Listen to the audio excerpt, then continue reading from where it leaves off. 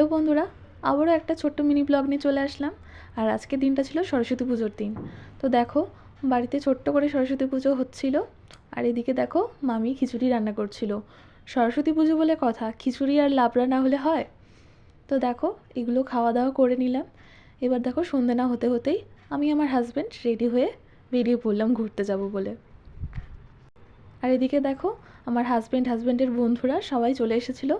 আমরা একসাথেই ঘুরছিলাম। তো দেখো, ফার্স্টেই আমরা শিলিগুড়ি কলেজে চলে গিয়েছিলাম। তো সেখানে কিছুক্ষণ থেকে কিছু টুকটাক খাওয়া দাওয়া করে বেরিয়ে পড়েছিলাম।